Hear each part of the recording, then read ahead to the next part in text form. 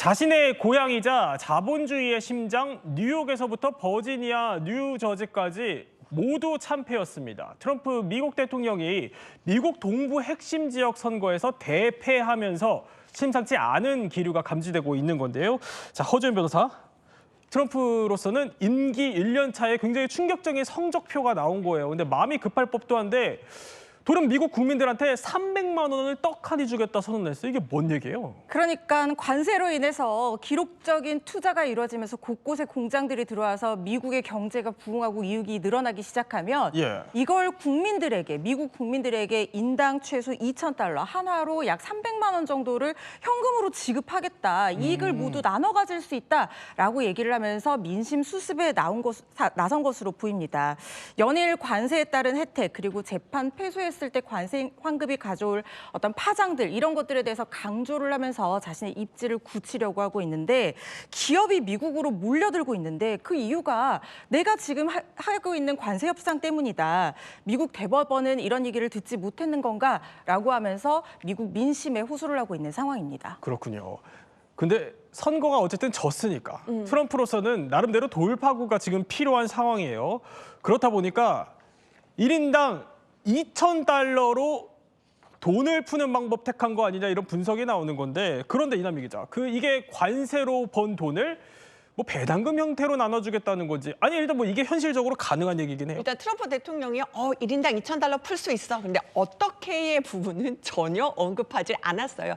다만 이제 앵커가 말씀한 것처럼 뭔가 지방선거 이후에 지고 나서 뭔가 그 여론을 다시 잡으려고 한다. 또 대법원에서 지금 이 관세가 부적절하다라고 지금 재판 중이잖아요. 여기에 대해서 여론전하면서 저 갑자기 배당금 이슈를 꺼내든 걸로 보이는데 그래서 지금 보면요. 재무장관 스콧 베센트가 부랴부랴 수습에 나섰습니다. 방송에 출연을 해서 그 배당금이요. 팁이나 초과수당이나 세액공제나 다양한 형태의 방식으로 지급될 수 있다. 그러니까 트럼프 대통령이 저 던진 배당금 이슈를 베센트 장관이 저런 방식이 가능하다고 일단 방송에 출연해서 얘기하면서 수습에 나섰습니다. 뭐 현실성 없는 건 아니다 또 이런 거네요. 뭐 하는데 아직은 뭐 어떻게 논의할지는 좀 지켜봐야겠죠. 이제 이거는 그냥 이런 가능성이 있다고 지금 던진 정도라고 보시면 되겠습니다. 그러니까 어쨌든 지금 이거 300만 원씩 주겠다는 이 카드가 트럼프가 전 세계를 대상으로 매기고 있는 이 관세가 이게 적법한지 대법원이 지금 판단하는 와중에 나온 거니까 혹시 대법원이 이거 관세 무효라고 하면은 지금까지 트럼프가 걷어들인 거 다시 돌려줘야 돼요? 지난 8월에 블룸버그 통신이 여기에 대해서 보도를 했는데 가능성은 낮지만 그럴 수도 있다라고 보도를 했어요. 그런데 왜 그러냐면 만약에 대법원이 이게 불법이다, 잘못됐다고 판단을 하더라도 피해를 당한 측에서 이걸 환급해달라고 요청을 해야 되는 거잖아요. 근데 과연 다른 나라들이 트럼프를 상대해서 그럴 수 있을까라고 하는 점이 남아있기 때문에 실제적으로 그 잘못된 판단이 그러니까 대법원이 관세가 잘못됐다고 결정을 내리더라도 다른 나라들이 트럼프에 그걸 요구하는 상황이 벌어지지 않을 가능성이 있어서 실제적으로 실현되기 좀 어려울 가능성이 있다고 봅니다. 그렇군요. 트럼프는요. 이번 관세 재판이 어쨌든 간에 역사상 가장 중요한 재판이라면서 대법원을 향해서 신중한 결정 내려야 한다 이렇게 압박하고 있고요. 또 여론전까지 펼치고 있습니다. But we have great national security because of those tariffs. So I think it would be devastating if we lost that ruling. 아니 안 그래도 선거에서 졌는데 이 관세까지 대법원에서 맡기면 트럼프로서는 악재에 또 악재일 수밖에 없겠죠. 그러면 이걸 짚어봐야겠죠. 트럼프는 이번 선거에서 왜 졌다고 봐요? 뭐 버지니아에서 셧다운 사태 탓에 일시해고된 뭐 공무원들 같은 그런 사람들이 많이 거주하기 때문에 뭐 반사이익을 봤다라는 얘기도 했지만 더 주목이 가는 거는요. 투표용지에 내 이름 있었으면 이겼을 거다. 그러니까 나같이 인기 있는 사람이 출마했으면 이겼을 건데 투표용지에 내 이름 없어가지고 사람들이 안 찍어줬기 때문에 이렇게 패배한 것이다라고 하면서 내가 갔으면 해결됐을 텐데라고 하면서 자기 중심적인 어떤 자기만의 해석을 내놓기도 했습니다. 트럼프의 본인 이름이 없어졌다. 자신감만큼은 꺾이지 않는 것 같아요. 그래도 이 위기를 트럼프는 어쨌든 돌파를 해야겠죠. 트럼프가 다음으로 찾은 묘수는요. 바로 포스트 트럼프 찾기라고 하네요. 아니 최 교수님, 이제 임기 겨우 1년 됐는데 포스트 트럼프가 어떻게 묘수가 될 수 있어요? 그러니까 제가 볼 때는 트럼프를 이제 예를 들어서 본인이 갖고 있는 정책이나 본인이 생각하는 어떤 미국에 대한 미래에 대한 그림 이게 비슷한 사람이 들어오면 본인에게 힘이 실릴 거라고 생각을 하는데 기본적으로 저는 좀 어려울 거라고 생각합니다. 그러니까 트럼프에 대한 기대감보다 차기에 누가 들어오냐는 기대감을 갖게 되면 그 자체가 트럼프의 어떤 위기 상황을 넘어설 수 있는 기회가 될 거라고 생각하지만 실제로는 그럴 가능성이 좀 낮다고 보여집니다. 보면은요, 지금 두 사람을 콕 집어서 얘기를 하거든요. 근데 사실 집권 1년 차에 굉장히 자기 힘이 셀 때는 사실은 후계자 얘기 잘 안 하긴 하는데 아마도 이것도 위기 돌파를 위한 하나의 국면으로 사용하는 게 아니냐 이런 관측도 나옵니다. 일단 두 사람이 누구냐면요. 트럼프 대통령 목소리 먼저 들어보실까요? Well, we have great people, but we have one of them standing right here. We have JD, obviously, the vice president is great. I think Marco's great. I think, I'm not sure if anybody would run against us. I think if they ever formed a group, it would be unstoppable.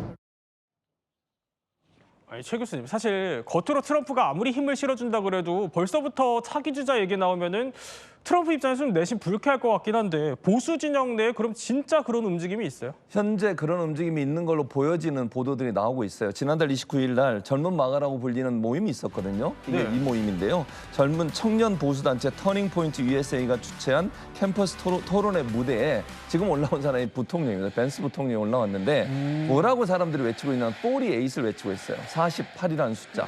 이게 뭐냐면 차기 대통령이 48대 대통령이거든요. 그러니까 이제 대놓고 지금 트럼프가 대통령이니까 얘기할 수는 없지만 차기에 벤스 부통령이 나오면 우리가 밀어주겠다 이런 의도로 들리는 부분입니다.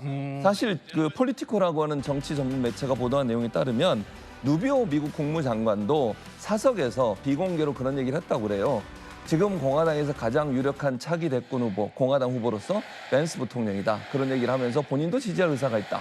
이런 얘기를 했다고 그러더라고요. 그러니까 사실은 벤스 부통령이 차기에 떠오르는 포스트 트럼프의 대열에 가는 거 아니냐 이런 얘기들이 나오고 있는 상황입니다.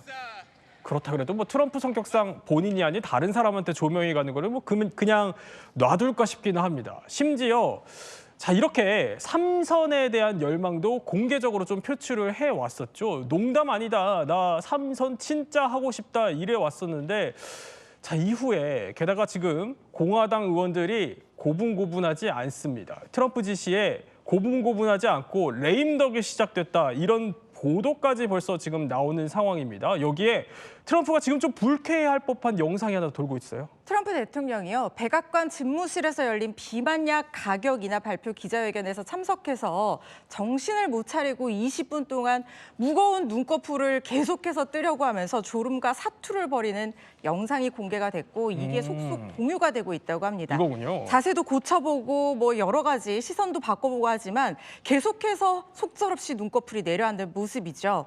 백악관 측에서는 트럼프 대통령 행사 내내 잘 얘기했고 질문에도 적극적으로 대답했다라고 하지만 저 모습 자체만 보면은 트럼프 대통령 행사에서 상당히 힘들었을 것으로 보입니다. 바이든 전임 대통령이 고령이어서 체력이 약하다라고 하면서 슬리피 조라고 조롱하기도 했었는데 이제 본인이 슬리피 트럼프라는 얘기를 듣게 생겼으니 얼마나 기분이 나쁘겠습니까? 뭐 본인은 자신만만하다고 얘기하지만 강경 일변도의 정책으로 민심도 자기 편이 아닌 것 같고 공화당 상원 의원들도 말을 안 듣고 아마 그러다 보니까 자기 체력까지 또 말을 안 듣다 보니까 밤에 다이어트 콜라 마시면서 고심 좀 하지 않을까 싶습니다. 이번 선거 민심은 트럼프가 어떻게 수습할지는 더 지켜보기로 하고요.